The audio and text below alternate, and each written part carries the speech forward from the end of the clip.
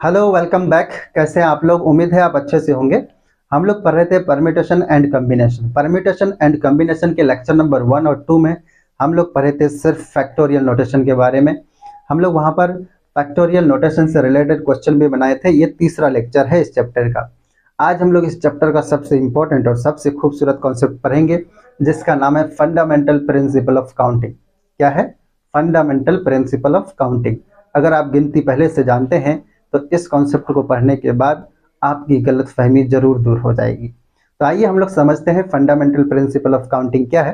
तो पहले तो आप चैप्टर का नाम लिखिए परम्यूटेशन एंड कॉम्बिनेशन, उसके बाद लिखिए फंडामेंटल प्रिंसिपल ऑफ काउंटिंग। यही टॉपिक आज हम लोग पढ़ेंगे। तो फंडामेंटल प्रिंसिपल ऑफ काउंटिंग क्या है भाई? तो गिनने के लिए हमारे पास क्या है? गिनती के लिए यानी काउंटिंग के लिए हमारे पास कुछ रूल्स है। पहला रूल है प्रिंसिपल ऑफ एडिशन और दूसरा रूल है प्रिंसिपल ऑफ मल्टीप्लिकेशन। तो हम लोग पहले एडिशन का प्रिंसिपल पढ़ेंगे, फिर बाद में मल्टीप्लिकेशन का प्रिंसिपल पढ़ेंगे। तो आप पहले लिखिए तो principal of addition.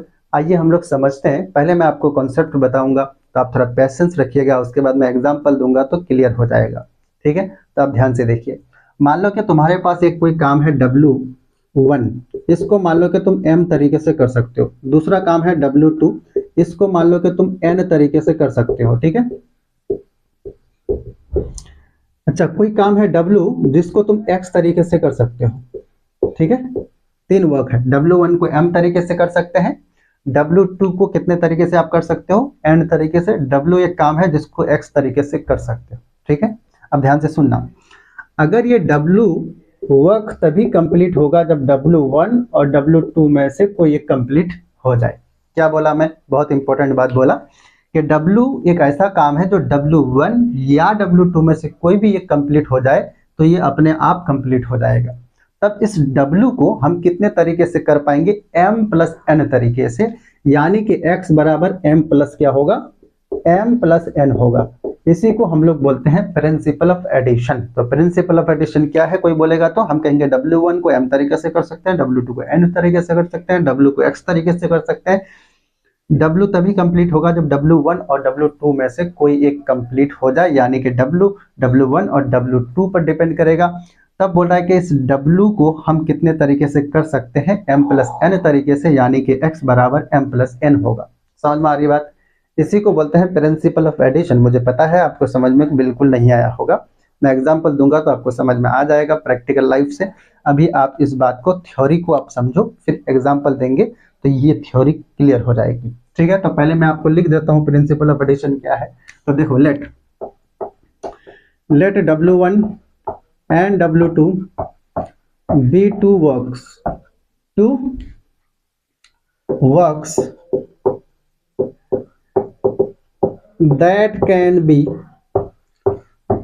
done in M and N different ways. Okay? Different ways respectively.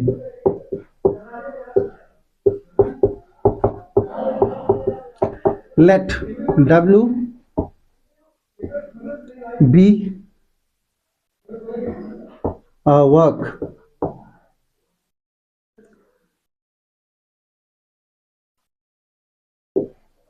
which can be done in X different ways.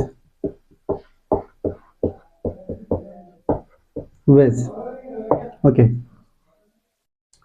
But like if W gets completed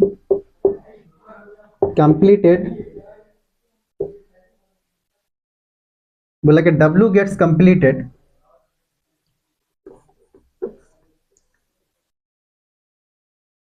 let W gets completed if either W1 or W2 gets completed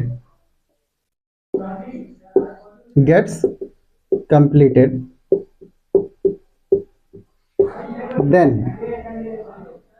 X will be equal to M plus N। क्या बोला? वही जो अभी समझाया उसी को language में लिख दिया। मैं बोला कि भाई W1 और W2 दो वर्क है, एक को m तरीके से कर सकते हैं, एक को n तरीके से कर सकते हैं। w एक कोई काम है जिसको x तरीके से कर सकते हैं। मान लेते हैं कि ये जो w काम है ये तभी कंप्लीट होगा जब w1 या w2 में से कम कोई एक कर दिया जाए, तब हम कहेंगे x बराबर m प्लस n होगा।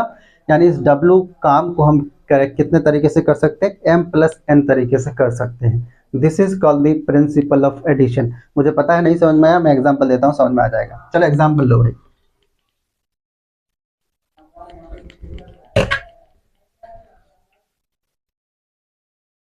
चलो एग्जाम्पल क्या है, बहुत बच्चा वाला एग्जाम्पल है, एग्जाम्पल देख लो।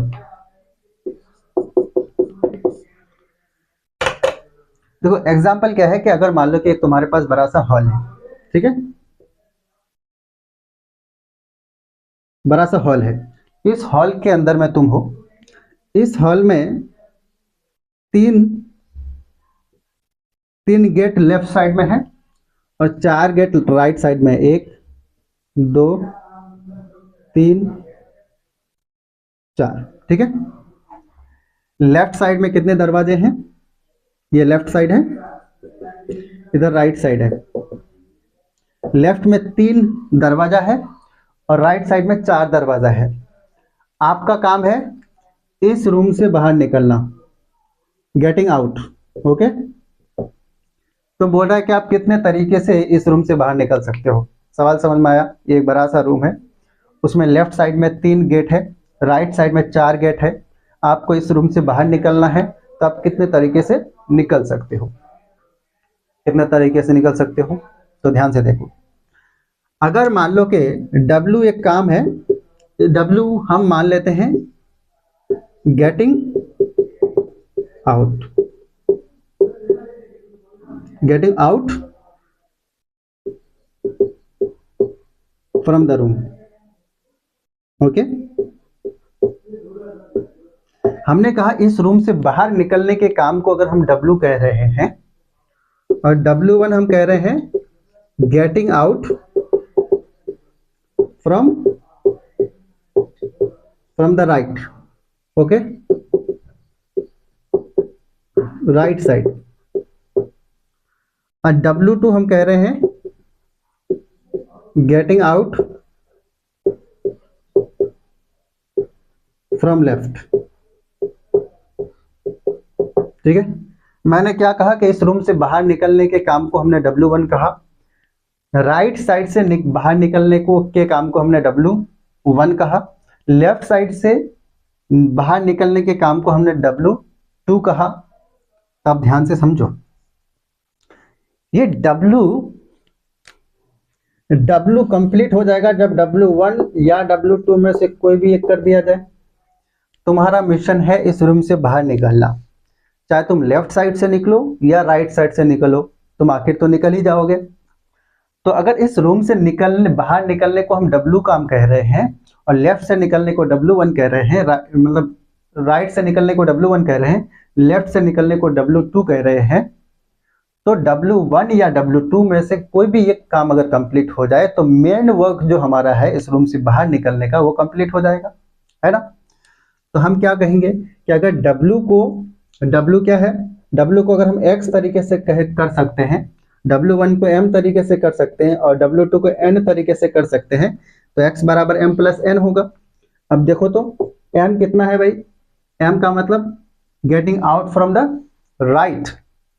तो राइट साइड से तुम कितने तरीके से निकल सकते हो भाई, 4 दरवाजा है तो तुम्हारे पास 4 रास्ते हैं ना निकलने के, तो 4 वेज है ना। लेफ्ट साइड से निकलने के काम को W2 कह रहे हैं, तो कितने वेज है W2 को करने के, तो आप या तो इस दरवाजे से निकल जाओ या इस दरवाजे से निकल जाओ या इस दरवाजे से निकल जाओ, है ना। तो तुम्हारे पास 3 ऑप्शन है, तो 3 वेज है ना, तो 3 4 3 7, है ना। इसका मतलब इस रूम से बाहर निकलने के काम को हम 7 डिफरेंट तरीके से कर सकते हैं। मतलब क्या भाई, टोटल 7 गेट है, तो 7 में से किसी भी एक से निकल जाओ, तो 7 ही तरीका हुआ ना। समझ में आई बात की नहीं। तो ये था प्रिंसिपल ऑफ एडिशन का एग्जाम्पल। समझ में आया क्या, नहीं समझ में आया कोई बात नहीं, फिर मैं दूसरा एग्जाम्पल दूंगा, दूसरा एग्जाम्पल देता हूँ। चलो इसको मैं मिटाता हूँ। देखो भाई,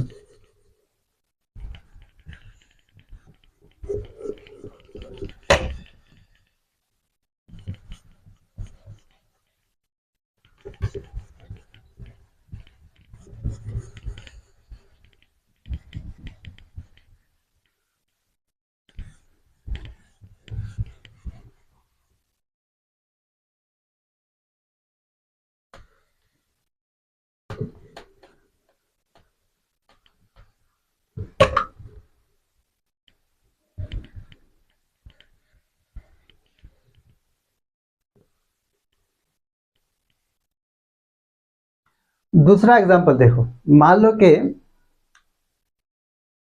तुम्हारे क्लास में से कोई 2 लड़की और कोई 3 लड़का आपस में मिल करके एक डांस परफॉर्मेंस करता है, ठीक है। अब उस डांस परफॉर्मेंस में जो सबसे बेस्ट परफॉर्मेंस जिसका होगा उसको हम मान लो कि प्राइज देने वाले हैं, ठीक है। तो अब अगर हम प्राइज देंगे तो कितने तरीके से प्राइज दे सकते हैं, पहले क्वेश्चन लिखो, तो लिखो भाई। एग्जाम्पल देख लो, एग्जाम्पल क्या है, तो बोला कि इन अ dance performance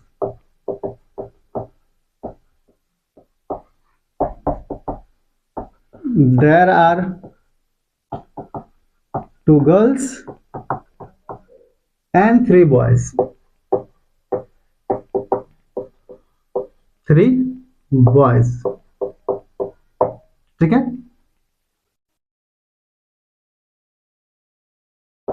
In how many ways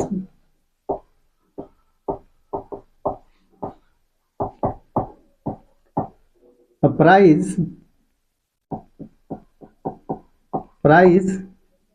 can be given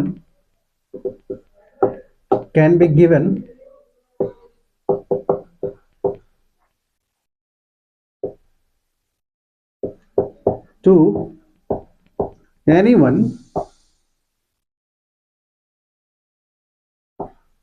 for best performance।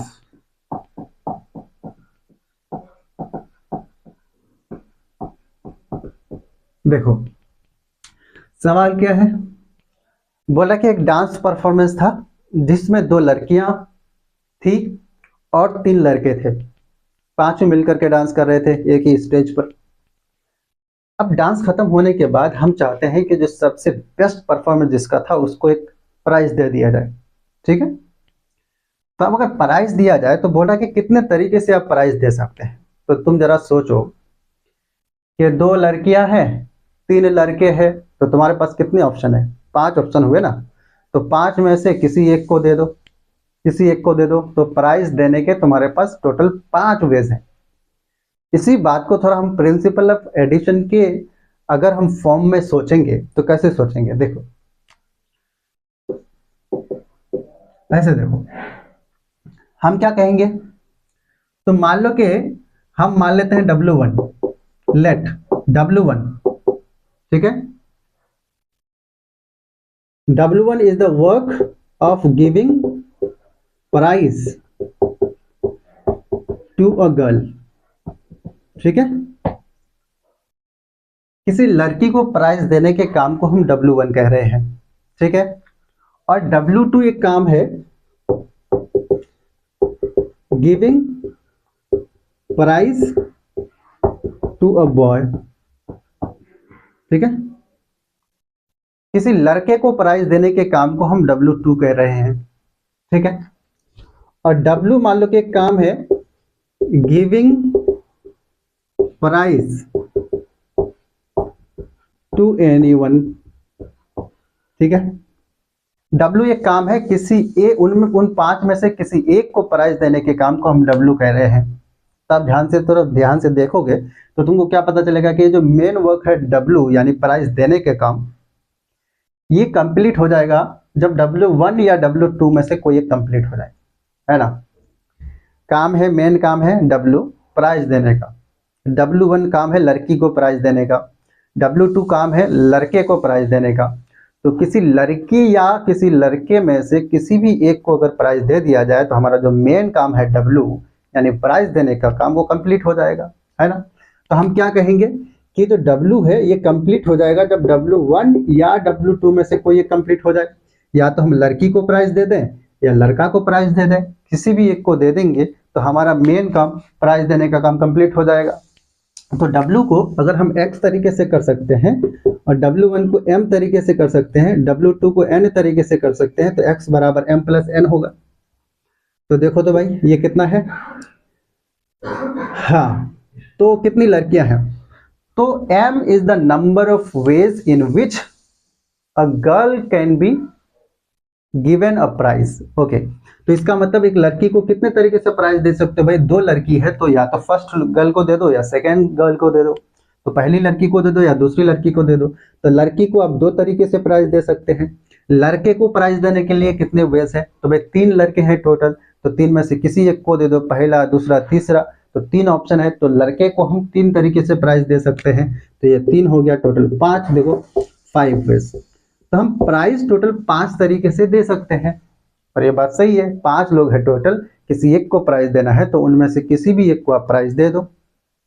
तो 5 वेज आने चाहिए थे, आ गए, है ना? तो हम डायरेक्ट बता सकते हैं 5 वेज। यहाँ तो आसान कॉन्सेप्ट, मतलब सिंपल एग्जाम्पल है। जब एग्जाम्पल बहुत कॉम्प्लिकेटेड हो जाएगा, सिचुएशन कॉम्प्लिकेटेड हो जाएगा, तो आप इतना आराम से नहीं सोच पाएंगे, है ना? तो इसीलिए ये सब प्रिंसिपल हम लोग पढ़ रहे हैं, प्रिंसिपल ऑफ एडिशन। तो प्रिंसिपल ऑफ एडिशन का मतलब थोड़ा थोड़ा समझ में आने लग गया होगा, मुझे लगता है ज़्यादा दिक्कत नहीं होनी चाहिए। समझ में आई बात की नहीं? ओके, तो ये था प्रिंसिपल ऑफ एडिशन का 2 एग्जाम्पल। ओके, समझ में आई बात की नहीं? तो ये हो गया दूसरा। अगला जो हमारे पास कॉन्सेप्ट है उसका नाम है प्रिंसिपल ऑफ मल्टीप्लिकेशन। ओके, तो आप पहले इतना छापिए, उसके बाद मैं प्रिंसिपल ऑफ मल्टीप्लिकेशन को आपको समझाता हूँ, आप ध्यान से देखना।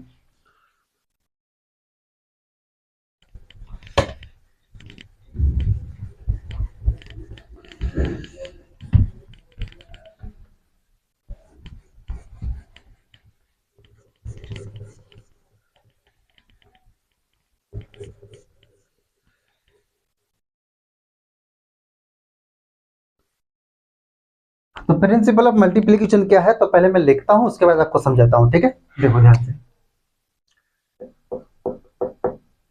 प्रिंसिपल ऑफ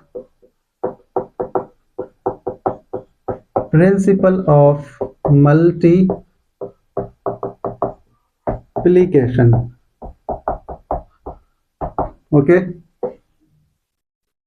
क्या है प्रिंसिपल ऑफ मल्टीप्लिकेशन? तो पहले मैं लिखता हूं फिर समझा दूंगा, ठीक है? तो late W1 and W2 B2 works that can be done in M and N different ways. Okay,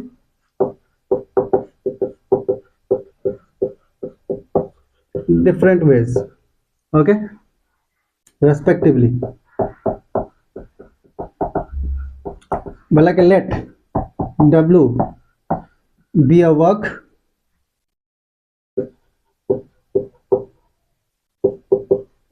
that can be done in X ways. Okay, बोला कि if W gets completed whenever either W1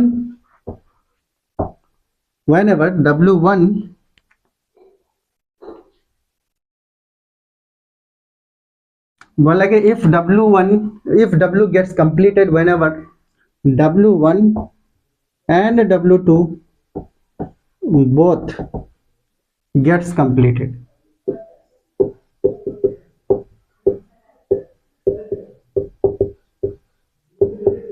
बोला कि then x बराबर क्या होगा? m into N होगा, m into N. Okay, क्या मतलब हुआ इस बात का, समझो। एनालिसिस देखो भाई, क्या मतलब है? मैं अभी बोला, जो यहाँ पर लिखा, क्या लिखा उसका मतलब समझाता हूँ। देखो, बोला कि W1 और W2 दो काम है। मान लो कि एक W1 काम है, ठीक है, इसको हम M तरीके से कर सकते हैं। W2 दूसरा काम है, इसको N तरीके से कर सकते हैं। ओके, और W एक काम है जिसको मान लो X तरीके से कर सकते हैं। कंडीशन क्या है कि ये हमारा मेन वर्क W है, ये तभी कंप्लीट होगा जब W1 और W2 दोनों कर दिया जाए। समझ में आई बात की नहीं? मैं क्या बोला? कि W1 को M तरीके से कर सकते हैं, W2 को N तरीके से कर सकते हैं, W को X तरीके से कर सकते हैं। ठीक है, हमारे पास कंडीशन क्या है कि ये जो मेन वर्क W है ये तभी कंप्लीट होगा जब W1 और W2 दोनों एक साथ कर दिया जाए, है ना। तब बोल रहा है कि X बराबर क्या होगा, M प्लस n नहीं बल्कि M इंटू n होगा। यानी W1 को X M तरीके से, W2 को N तरीके से कर सकते हैं। अगर W एक ऐसा काम है जो W1 और W2 दोनों के करने से कंप्लीट होगा, तब हम लोग कहेंगे कि W को M इंटू n तरीके से कर सकते हैं। ये प्रिंसिपल ऑफ मल्टीप्लीकेशन है। क्यों? क्योंकि यहाँ मल्टीप्लाई का साइन यूज हो रहा है। यहाँ एक बात ध्यान देंगे कि एंड जो वर्ड है उसकी जगह पर हम मल्टीप्लाई का साइन यूज कर रहे हैं, है ना। तो ये कंसिडरेशन में होना चाहिए। तो ये प्रिंसिपल ऑफ मल्टीप्लीकेशन मुझे पता है नहीं समझ में आ रहा होगा, है ना। तो मैंने क्या किया, समझाया, डेफिनेशन अभी सिर्फ लिखा, समझाया नहीं। अभी मैं समझाता हूं, ठीक है। देखो, यानी हम क्या कहना चाह रहे हैं कि W1 को हम M तरीके से कर रहे हैं, W2 को N तरीके से कर सकते हैं और W को X तरीके से कर सकते हैं, सच दैट के ये W तभी कंप्लीट होगा जब W1 और W2 दोनों कंप्लीट हो जाए। तो ये X बराबर क्या होगा, M इंटू N हो जाएगा। This is called the principle of multiplication, है ना। यही प्रिंसिपल ऑफ मल्टीप्लीकेशन है। समझ में आ गई बात। अब ये मुझे लग रहा है कि एग्जाम्पल अभी देने की जरूरत है, ऐसे तो समझ में नहीं आएगा। तो एग्जाम्पल देता हूँ, बहुत ध्यान से देखेंगे, ठीक है। एग्जाम्पल दूंगा तो समझ में आ जाएगा, ये बहुत आसान है, बच्चे वाली बात है। एग्जाम्पल देखो,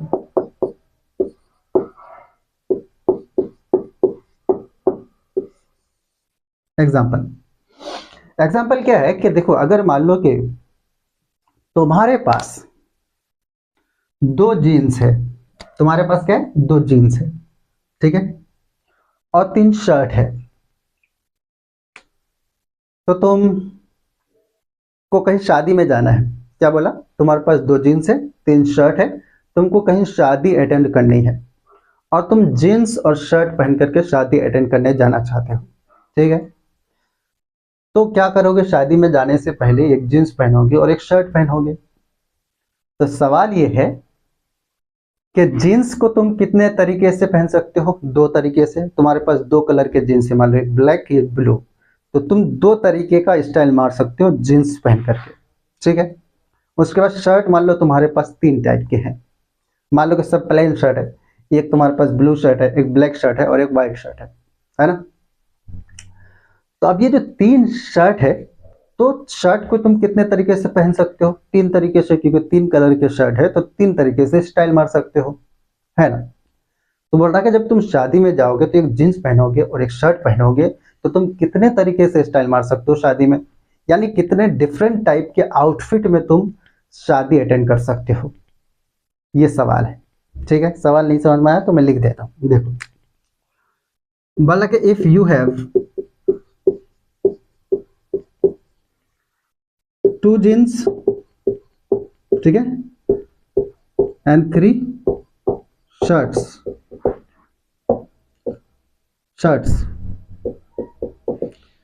find the total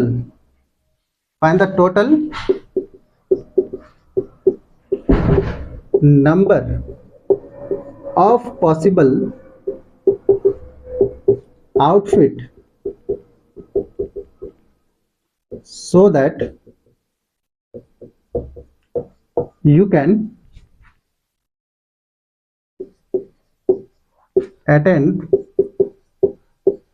a marriage event, ठीक है। समझ में आया सवाल। तो तुम्हारे पास 2 जीन्स है, 3 शर्ट है, तुम 2 तरीके से जीन्स पहन सकते हो, यानी 2 तरह का स्टाइल मार सकते हो जीन्स पहन करके। शर्ट 3 कलर का है तो 3 तरीके से शर्ट पहन सकते हो, 3 तरह का स्टाइल हो सकता है शर्ट पहन करके।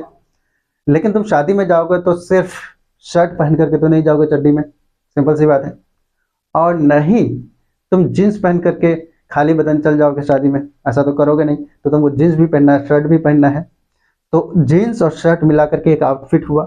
तो शादी में जाने से पहले तुम कितना डिफरेंट टाइप का, यानी कितना डिफरेंट टाइप का आउटफिट ट्राई कर सकते हो, यानी कितना डिफरेंट टाइप का आउटफिट तुम्हारे पास है शादी में जाकर स्टाइल मारने के लिए, यही सवाल है, ठीक है। तो आप इसको हल करते हैं भाई, मैं ऊपर मिटा देता हूँ ताकि आपको समझ में आए अच्छे से तरह से। देखो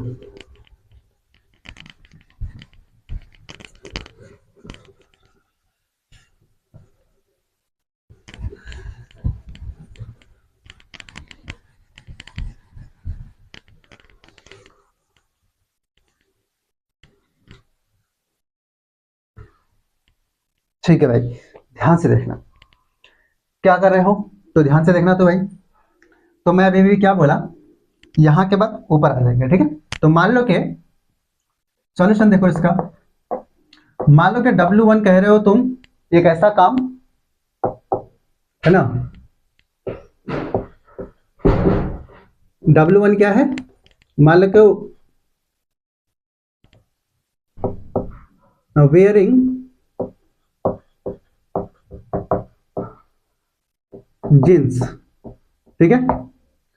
W2 काम है वेयरिंग शर्ट,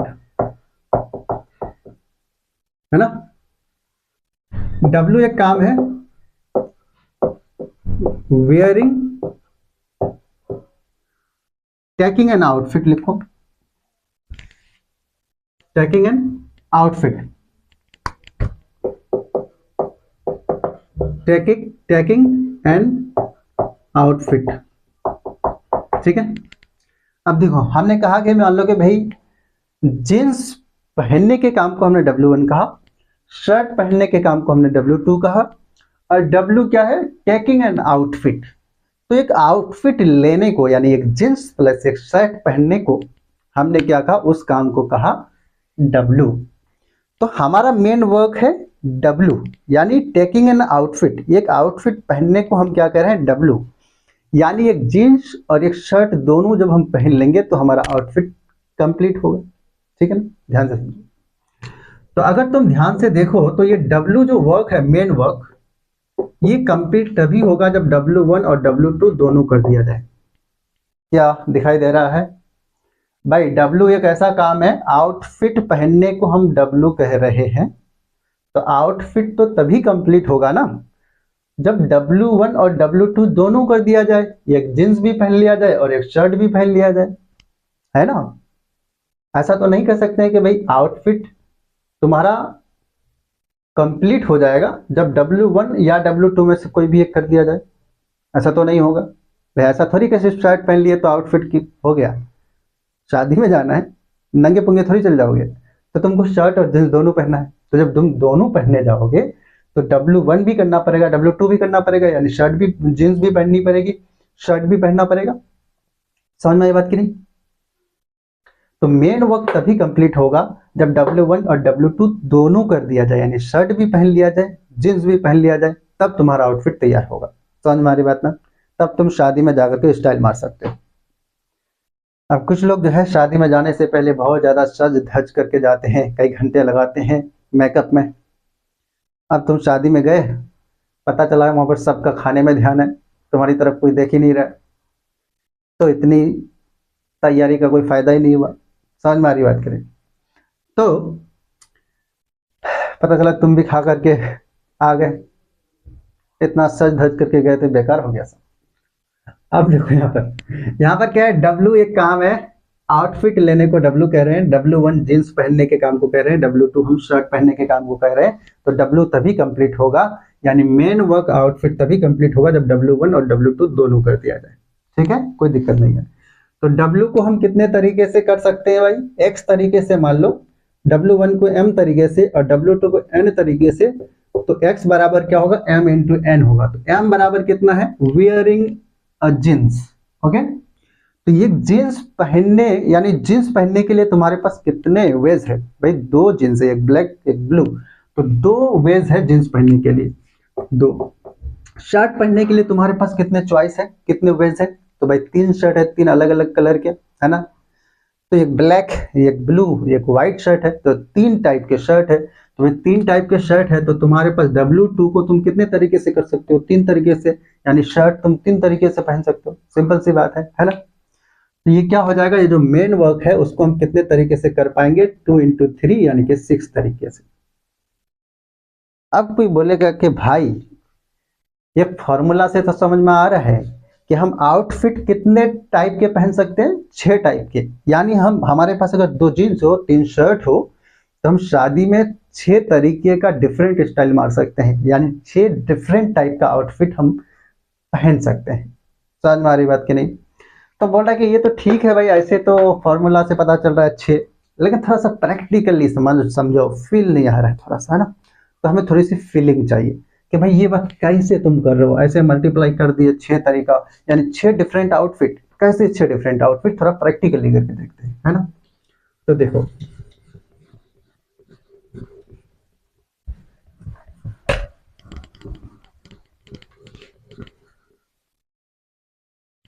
6 डिफरेंट आउटफिट ऐसे बन सकता है। देखो, प्रैक्टिकली हम इसी बात को वैलिड करते हैं। मान लो कि ये तुम्हारे पास है जींस J1, ठीक है, दूसरा जींस है तुम्हारे पास J2। तो तुम अब ध्यान से समझो, तुम्हारे पास मान लो क्या है, 2 जींस है, ठीक है, J1 और J2, ये दोनों जींस है, ठीक है। शर्ट 3 है, तो S1, S2, S3, ये 3 शर्ट है तुम्हारे पास, ठीक है। अब ध्यान से समझो, तुम ऐसा कर सकते हो कि भाई एक आउटफिट तैयार करना है, यानी एक जींस पहनना है, एक शर्ट पहनना है, तो तुम ऐसा कर सकते हो कि J1 के साथ S1 पहन लो, J1 के साथ S2 पहन लो, या J1 के साथ S3 पहन लो, है ना? ऐसा कर सकते हो। तो ऐसा भी कर सकते हो कि J2 के साथ S1 पहन लो, J2 के साथ S2 पहन लो, J3 के साथ, हाँ, J3 के साथ तुम S3 पहन लो। वन अच्छी आउटफिट थी। देखो, J1 को तुम तीनों शर्ट के साथ पहन सकते हो, मान लो कि ये ब्लैक जींस है तो ब्लैक जींस तीनों के साथ तुम पहन करके जा सकते हो। तो देखो, J1 को या तो S1 के साथ स्टाइल मारो, J1 को और S2 को पहन लो एक साथ, या फिर J1 और S3 को एक साथ पहन लो, तो 3 स्टाइल इधर हुआ, यानी 3 आउटफिट इधर। और अब तुम ऐसा कर सकते हो, J2 को S1 के साथ पहन लो, J2 को S2 के साथ पहन लो, या J2 को S3 के साथ पहन लो, तो 3 स्टाइल इधर हुआ। तो टोटल कितना, 6 वेज हो गया, 6 डिफरेंट आउटफिट बन सकता है, 3 इधर और 3 इधर। तो टोटल कितना, 6 आउटफिट बन सकता है, टोटल 6 आउटफिट बन सकता है। अब समझ में आया कि नहीं आया?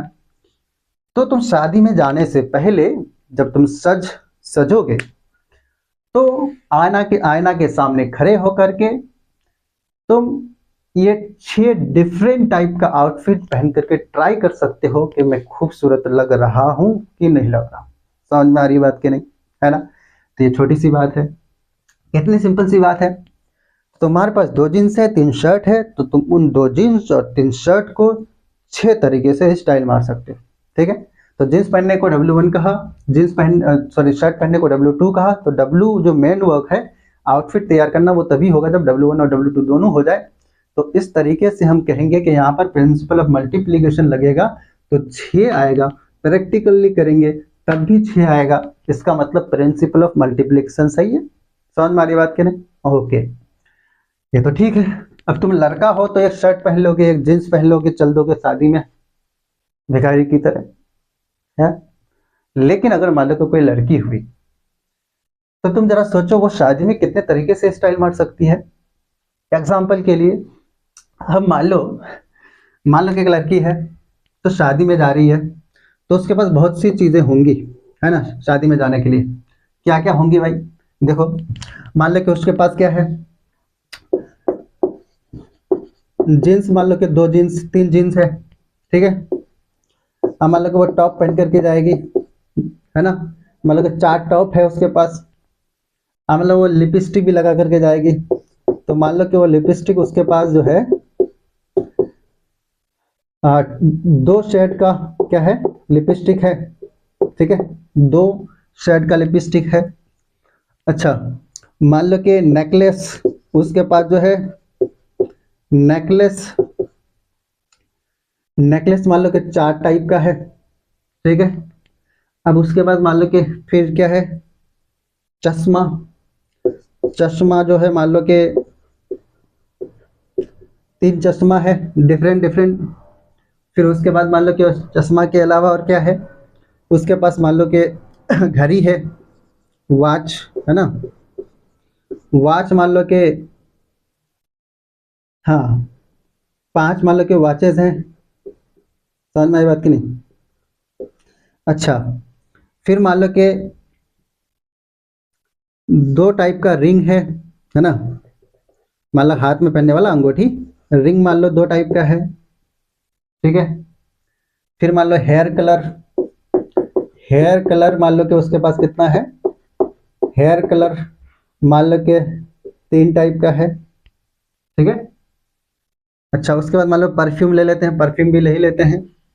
अब मान लो कि परफ्यूम भी जो है, परफ्यूम मान लो कि 5 टाइप का परफ्यूम है।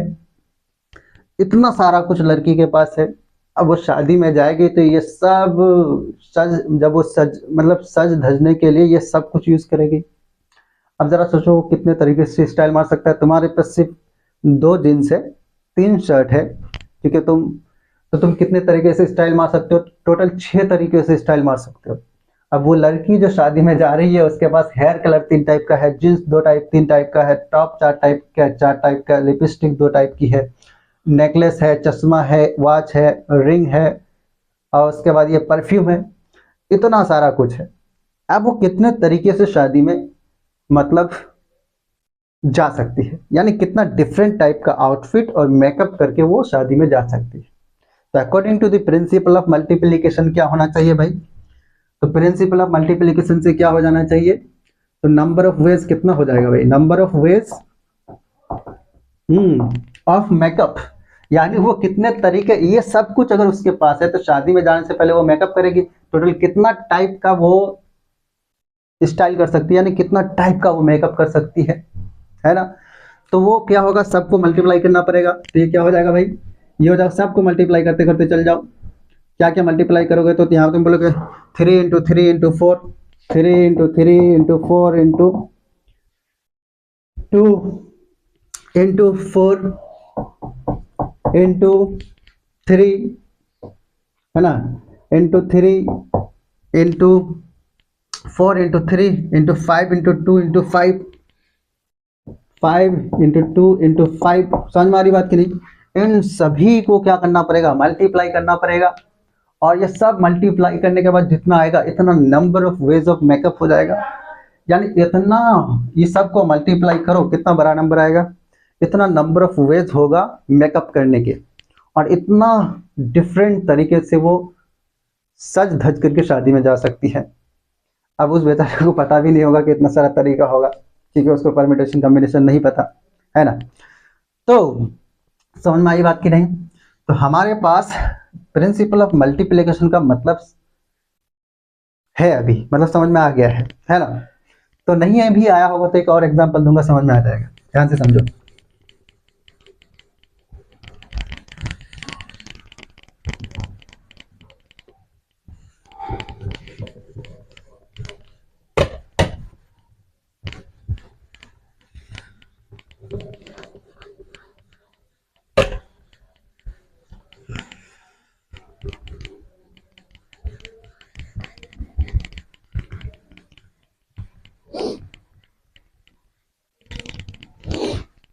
चलो भाई, अगला example, this is also a good example. देखो यहाँ पे ध्यान से, दूसरा एग्जांपल क्या दे रहा हूँ, प्रिंसिपल ऑफ मल्टीप्लिकेशन के लिए एग्जांपल दे रहा हूँ, ठीक है। प्रिंसिपल ऑफ मल्टीप्लिकेशन समझना बहुत जरूरी है क्योंकि बहुत ज्यादा यूज है इसका। तो प्रिंसिपल ऑफ मल्टीप्लिकेशन के लिए सेकंड एग्जांपल क्या है, देखो। आप मान लो कि क्या है, तुम्हारी सोसाइटी में एक पंडित जी है, ठीक है। अब पंडित जी के पास जो है ना 3 लड़के आए, तीनों निराश पुरुष मिले उसको। अब वो तीनों आए और पंडित जी को बोले, पंडित जी जीवन में जो है ना दुखी दुख है, खुशी का कहीं नामो निशान नहीं है। तो पंडित जी बोले, भाई क्या करना, दुखी दुख है, क्यों दुख है भाई? तो पंडित जी बोले कि क्यों दुख है? तो मन था शादी करने की। तो पंडित जी से बोला कि कोई लड़की नहीं मिल रही है, शादी करनी है। तो पंडित जी के पास 3 लड़के आए और वो बोल रहे हैं कि पंडित जी को कि शादी करनी है। उन तीनों लड़कों को पंडित जी पर पूरा पूरा भरोसा है, जिनसे पंडित जी शादी करने के लिए बोलेंगे वो तीनों लड़के तैयार हो जाएंगे। ठीक है।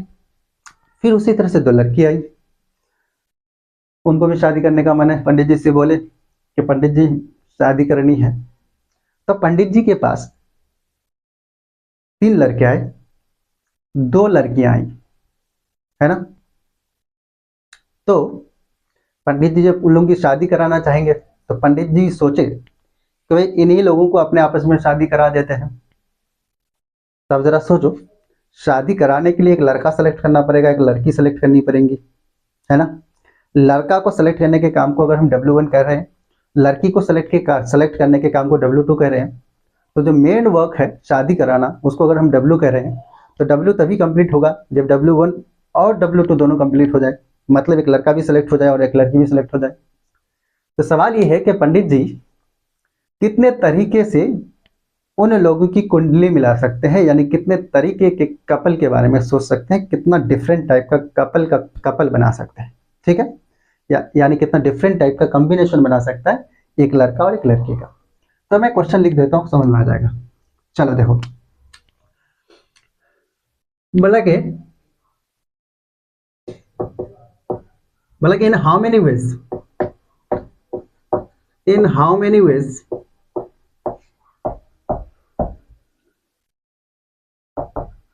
two boys can marry three girls,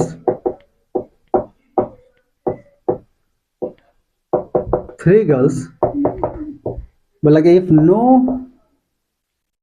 girl agrees to be co-wife, ठीक है। सवाल क्या है, चलो मैं थोड़ा नंबर बदल दिया, ध्यान से देखो। नंबर क्या है, बोला कि in how many ways two boys can marry three girls if no girl agrees to be co wife. क्या मतलब है, बोला कि दो लड़के हैं, तीन लड़कियां हैं, तो दो लड़के तीन लड़की को कितने तरीके से शादी कर सकते हैं अगर उनमें से कोई भी लड़की को वाइफ नहीं बनना चाहे। को वाइफ का मतलब क्या होता है, को वाइफ का मतलब होता है सौतन। सौतन तो समझते हो कि हिंदी वर्ड है ना। तो आप ध्यान से समझो क्या बोल रहे हैं, तो आप ध्यान से समझो। एक पंडित जी है, पंडित जी क्या है, पंडित मान लो के है पंडित आशाराम, ठीक है, पंडित आशाराम। अब इस पंडित जी के पास क्या है, क्या आए, दो लड़के आए, टू बॉयज और थ्री गर्ल्स, तीन लड़कियां आई, ठीक है। इन दोनों लड़के को भी शादी करनी है, इन तीन लड़कियों को भी शादी करनी है। पांचों का पंडित जी पर पूरा पूरा भरोसा है, पंडित जी जिनसे चाहे शादी करा दें, ठीक है, और वो मान जाएंगे। तो दो निराश पुरुष आकर के बोले पंडित जी से कि शादी करनी है, और तीन लड़कियां भी आई और बोली कि शादी करनी है। हाँ, तो अब जरा सोचो, पंडित जी इन लोगों की शादी कराना चाहते हैं तो उसके लिए क्या करना पड़ेगा, पंडित जी को एक लड़का सेलेक्ट करना पड़ेगा, एक लड़की सेलेक्ट करनी पड़ेगी, और फिर उसके बाद जोड़ी मिलाएंगे, कुंडली मिलाएंगे। जिनका कुंडली मिल जाएगा, जिनकी कुंडली मिल जाएगी शादी करा दी जाएगी, है ना। तो पंडित जी एक लड़का सेलेक्ट करेंगे, एक लड़की सेलेक्ट करेंगे और उनकी शादी कराएंगे। तो सवाल ये है कि पंडित जी के पास एक लड़का और एक लड़की को सेलेक्ट करके उनकी शादी कराने के लिए कितने डिफरेंट वेज पॉसिबल है ना। समझ में आई बात की नहीं। अब पंडित जी को अगर परम्यूटेशन कॉम्बिनेशन आता होगा, फंडामेंटल प्रिंसिपल ऑफ मल्टीप्लिकेशन उसको आता होगा तो वो आराम से सोच जाएगा, अगर नहीं आता होगा तो बहुत सोचना पड़ेगा। तो आप ध्यान से देखो, देखो सॉल्यूशन। मान लो कि हम W1 मान लेते हैं किस काम को, तो सेलेक्टिंग अ गर्ल। पंडित जी क्या करेंगे भाई, सेलेक्टिंग अ गर्ल। अब देखो शादी कराने के लिए क्या करेंगे, एक लड़की सेलेक्ट करेंगे, है ना। सेलेक्टिंग अ बॉय ले लेता हूं, W1 मान लो, W1 बॉय। पंडित जी शादी कराने के लिए एक लड़के को सेलेक्ट करेंगे पहले तो, ठीक है, W1 बोल दिया उस काम को। W2 हम बोले सेलेक्टिंग अ गर्ल, एक लड़की को सेलेक्ट करने के काम को हम W2 कह रहे हैं, तो पंडित जी क्या करेंगे, एक लड़के को सेलेक्ट करेंगे, एक लड़की को सेलेक्ट करेंगे, तभी तो शादी होगी उनकी, है ना। अब ऐसा तो नहीं सिर्फ लड़की सेलेक्ट कर लिया, लड़का सेलेक्ट ही नहीं किया तो उनकी शादी किन से कराएंगे, है ना। तो आप ध्यान से देखो, तो पंडित जी क्या करेंगे, एक लड़के सेलेक्ट करेंगे, एक लड़की सेलेक्ट करेंगे। तो आप जरा मान लो कि W क्या है, W एक काम है, मेकिंग अ कपल, ठीक है, मेकिंग अ कपल, या फिर selecting a boy and a girl. मतलब क्या, पंडित जी को क्या करनी है, कपल बनानी है। कपल का मतलब जोड़ा, जोड़ा का मतलब एक लड़का और एक लड़की का पेयर जिनकी शादी कराई जाएगी, ठीक है। तो पंडित जी के पास 2 लड़के हैं, 3 लड़कियां हैं, तो उन 2 लड़के और लड़की में से एक लड़की एक लड़का सेलेक्ट करके शादी करानी है। तो पंडित जी इस काम को कितने तरीके से करा सकते हैं, यानी कितने डिफरेंट टाइप के कपल बन सकते हैं, यही सवाल है, ठीक है कि नहीं। तो आप ध्यान से समझो, तो ये W तो तभी कंप्लीट होगा जब W1 और W2 दोनों कंप्लीट हो जाए। समझ में आई बात कि नहीं। मेन वर्क है कपल बनाना, यानी एक लड़का और एक लड़की को सेलेक्ट करना। तो ये तभी कंप्लीट होगा मेन वर्क जब एक W1 और W2 दोनों एक साथ कंप्लीट हो जाए, यानी एक लड़का भी आ जाए और एक लड़की भी आ जाए। समझ में आई बात कि नहीं। तो आप ध्यान से समझो भाई। तो ये आसाराम पंडित जी हाँ, ये आसाराम जी क्या करेंगे, वो क्या करेंगे, बोलेंगे भाई देखो, अगर W को X तरीके से कर सकते हैं और W1 को हम मान लेके M तरीके से, W2 को N तरीके से कर सकते हैं, तो according to principle of multiplication दोनों काम करना पड़ेगा तभी मेन वर्क कंप्लीट होगा। तो यहाँ पर मल्टीप्लाई होना चाहिए, तो ये 2 into 3 कितना 6 वेज, यानी टोटल 6 कपल बन सकता है। समझ में आई बात की नहीं। मतलब क्या है, 2 लड़के हैं, 3 लड़कियां हैं, एक लड़का और एक लड़की हम सेलेक्ट करेंगे और उनकी शादी कराएंगे। तो ये काम कितने तरीके से हो सकता है, तो टोटल 6 डिफरेंट पॉसिबल केस है। अब कोई बोल रहा है भाई ठीक है, ऐसे तो थ्योरेटिकली समझ में आ रहा है, थोड़ा प्रैक्टिकली हजम नहीं हो रहा है, थोड़ा सा फीलिंग नहीं आ रही है, तो आप थोड़ा सा फील करा दो कि भाई इसका मतलब क्या है, प्रिंसिपल ऑफ मल्टीप्लिकेशन यहाँ पर कैसे वैलिड हो पा रहा है, ये जो 6 आ रहा है ये कैसे आ रहा है, प्रैक्टिकली जरा थोड़ा करके बताओ। तो हम क्या कहेंगे, मान लो कि प्रैक्टिकली देखो भाई, प्रैक्टिकली हम क्या कहेंगे, प्रैक्टिकली मान लो कि तुम्हारे पास क्या है, 2 लड़के हैं, ठीक है, 2 लड़के हैं, तो एक B1, ठीक है, और दूसरा लड़का है B2। पहला एक लड़का B1 है, दूसरा लड़का है B2। तो B1 चाहे तो B1 और G1 शादी, B1 जो है G1 से शादी कर सकता है, B1 G2 से शादी कर सकता है, B1 G3 से शादी कर सकता है। यानी B1 पंडित जी चाहे तो B1 पहली लड़की पहला लड़का पहली लड़की की शादी करा सकता है, पंडित जी चाहे तो पहले लड़के को दूसरी लड़की के साथ शादी करा सकता है, पंडित जी चाहे तो पहले लड़के को तीसरे लड़की के साथ शादी करा सकता है। तो एक्चुअली में ये इधर वे हो गया। इसी तरह से B2 चाहे तो पहली लड़की के साथ शादी कर सकता है, B2 चाहे तो दूसरी लड़की के साथ शादी कर सकता है, B2 चाहे तो तीसरी लड़की के साथ शादी कर सकता है। तो पंडित जी कितने तरीके से कुंडली मिला सकते हैं, यानी कितने टाइप के कपल बना सकते हैं, पंडित जी के पास ऑप्शन कितने हैं। तो पंडित जी चाहे तो ये ऐसा कर सकते हैं, ये 3 इधर वेज और 3 वेज इधर, टोटल कितना नंबर ऑफ वेज हो गया, तो 6 टोटल नंबर ऑफ कपल कितना हो गया भाई, टोटल नंबर ऑफ कपल कितना हो गया, टोटल नंबर ऑफ कपल कितना हो गया, 6 हो गया। देखो इधर 3 और 3 इधर, है ना। समझ में आई बात की नहीं। 3 couples plus 3 couples is equal to 6 couple, है ना। तो पंडित जी 6 डिफरेंट तरीके से जोड़ी मिला सकते हैं और कुंडली देख सकते हैं उनकी शादी के लिए। क्या अब सवाल ये है कि क्या सबकी शादी पॉसिबल है, क्या सबकी शादी हो जाएगी या बच जाएगा कोई। भाई जरा सोचो, 2 लड़के हैं, 3 लड़कियां हैं, तो पहला लड़का किसी एक लड़की से शादी कर लिया, फिर दूसरा लड़का किसी और एक लड़की से शादी कर लिया, तो 2 लड़की खत्म, 2 लड़के रिजर्व हो गई, एक तीसरी लड़की तो बच गई भाई। उनकी शादी हो जाएगी क्या, उनकी शादी नहीं हो पाएगी। क्यों, हम ये थोड़ी कह रहे हैं कि शादी होनी जरूरी है, हम कह रहे हैं कितने पॉसिबल वेज है शादी कराने के, ये सवाल है। शादी होना जरूरी नहीं है यहाँ पर। क्यों, क्योंकि 3 लड़कियां हैं, 2 लड़के हैं भाई, तो 2 लड़का 2 लड़की से शादी कर लिया, एक लड़की बच गई। अब वो लड़की चाहे तो किसी का सौतन बन सकती है, लेकिन वो बनना नहीं चाहती है, क्योंकि क्वेश्चन में पहले से बोल दिया है कि no girl agrees to be co wife, कोई भी लड़की जो है को वाइफ नहीं बनना चाहती है। यानी कोई भी लड़की किसी के हस्बैंड को अपना पति नहीं बनाना चाहती है। सवाल में पहले से लिखा हुआ है, समझ में आई बात की नहीं। इसका मतलब ये हो गया कि पंडित जी टोटल 6 तरीके से कपल बना सकते हैं अगर 2 लड़के हों और 3 लड़कियां। समझ में आई बात की नहीं? ओके। तो वो लड़की जो बच गई वो क्या करेगी? तो या तो वो अकेले सिंगल लाइफ जिंदगी खत्म, या फिर पंडित जी अपने लिए लेकर के चल जाएंगे, है ना। पंडित जी भी आजकल कुछ कर सकते हैं, ठीक है ना, कुछ भी कर सकते हैं। तो आज के लिए ये एग्जाम्पल बहुत ही इंपॉर्टेंट था समझने के लिए कि भाई प्रिंसिपल ऑफ मल्टीप्लिकेशन क्या है। तो मैंने अभी आपको समझाया कि 2 काम है, एक W1 और दूसरा काम है W2, और मेन वर्क है W। वो तभी W कंप्लीट होगा जब W1 और W2 दोनों कंप्लीट होगा।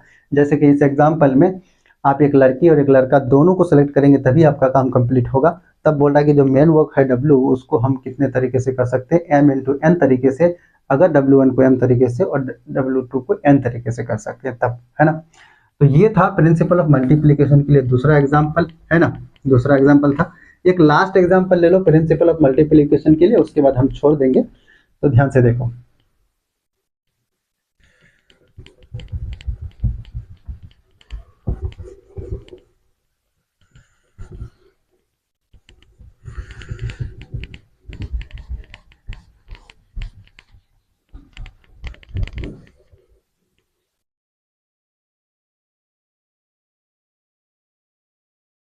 देखो भाई, प्रिंसिपल ऑफ मल्टीप्लिकेशन के लिए एक last example, last but not the list. देखो क्या एग्जांपल है। एग्जांपल ये है कि भाई अगर तुम्हारे पास मान लो कि एक बड़ा सा हॉल है, ठीक है, बड़ा सा हॉल है। अब इस हॉल में मान लो कि इधर तीन क्या गेट है, और इधर 5 गेट है, 5 या 4 ही ले लेता हूं, चलो ठीक है। इधर मान लो 3 गेट है और इधर 4 गेट है। अब एक आदमी को क्या करना है, इस रूम के अंदर एंट्री मारना है। पहले क्या करना है, एंट्री, ठीक है, एंट्री, पहले एंट्री करना है। फिर क्या करना है, इससे एग्जिट करना है, इस यानी बाहर निकलना है। फ्रॉम डिफरेंट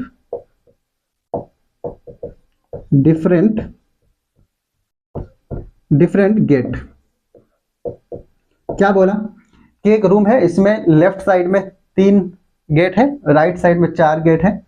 एक आदमी को इस रूम में एंट्री मारना है और उसके बाद बाहर निकलना है, लेकिन जिस दरवाजे से या जिस गेट से एंट्री मारेगा उस गेट से बाहर नहीं निकलेगा, बल्कि डिफरेंट गेट से निकलेगा। तो बोला कि इस काम को कितने तरीके से कर सकते हैं, ठीक है। तो मान लो कि W1 हम मान लेते हैं, है ना, W1 हम मान लेते हैं, यानी एंटरिंग इनटू द रूम। अगर रूम में जाने के काम को, यानी रूम में दाखिल होने के काम को अगर हम W1 कह रहे हैं, और coming out of the room, coming out of the room, और रूम से बाहर निकलने के काम को अगर हम W2 कह रहे हैं, ठीक है। और W एक काम है ना, ये W क्या काम है, तो entering and coming out from different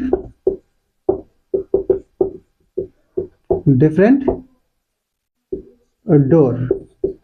बोले कि इस रूम में घुसना और फिर दूसरे दरवाजे से, यानी उसके अलावा किसी और दरवाजे से बाहर निकलने के काम को हम W कह रहे हैं।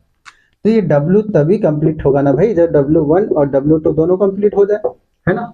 यानी मेन वर्क है अंदर जाना फिर बाहर आना। तो अंदर जाओगे फिर बाहर आओगे, इस काम को W कह रहे हैं। तो ये तभी कंप्लीट होगा जब हम अंदर जाएंगे फिर बाहर निकलेंगे। तो अंदर जाने के काम को W1 और बाहर निकलने के काम को W2 कह रहे हैं, है ना। तो अगर, तो आप जरा सोचो, तो W को अगर हम X तरीके से कर सकते हैं तो X बराबर M × N होगा, जहां पर M का मतलब है W1 को कितने तरीके से M तरीके से कर सकते हैं, और W2 को n तरीके से कर सकते हैं, है ना। तो m कितना है भाई, m है तुम्हारा, कितने तरीके से एंट्री मार सकते हो, तो दरवाजा टोटल कितना गेट है, 1 2 3 4 3 7 गेट है, तो 7 तुम्हारे पास रास्ते हैं एंट्री मारने के लिए। तो m की वैल्यू कितनी, 7। अब एग्जिट करने के लिए तुम्हारे पास कितने ऑप्शन है भाई, देखो जिससे 7 दरवाजे हैं, मान लो इस दरवाजे से तुमने एंट्री मारी, तो इस दरवाजे से एंट्री मारी तो उससे तो अब बाहर नहीं निकल सकते, किसी और दरवाजे से निकलना पड़ेगा क्योंकि कंडीशन दिया हुआ है। तो तुम्हारे पास ऑप्शन कितने बच जाते हैं, 6 और ऑप्शन बच जाते हैं, है ना। तो बाहर निकलने के लिए तुम्हारे पास 6 रास्ते हैं, लेकिन अंदर जाने के लिए 7 रास्ते हैं, है ना। तो बाहर निकलने के लिए कितने हैं, 6 रास्ते, तो 7 6 के 42 यानी 42 वेज है। तो अगर एक रूम ऐसा है जिसमें 7 टोटल दरवाजे हैं, तो उस रूम में एंट्री मार करके फिर एग्जिट करना है डिफरेंट दरवाजे से, तो हम ये काम कितने तरीके से कर सकते हैं, टोटल 42 तरीके से कर सकते हैं। समझ में आई बात की नहीं, this is called principal of multiplication, ठीक है। तो मुझे लग रहा है समझ में आ गया होगा, तो हमने कई एग्जांपल दिया प्रिंसिपल ऑफ मल्टीप्लीकेशन के लिए, और मुझे लग रहा है इतना ठीक है। अगला दिन हम लोग जो है ना थोड़ा सा प्रिंसिपल ऑफ मल्टीप्लीकेशन और प्रिंसिपल ऑफ एडिशन का यूज करके क्वेश्चन बनाएंगे, और जेई मेन में जो क्वेश्चन पूछे जा चुके हैं, जेई एडवांस्ड में जो क्वेश्चन पूछे जा चुके हैं, उस पर भी डिस्कस करेंगे। आज के लिए इतना ही, वीडियो बहुत लंबा हो गया होगा। Thank you very much, bye.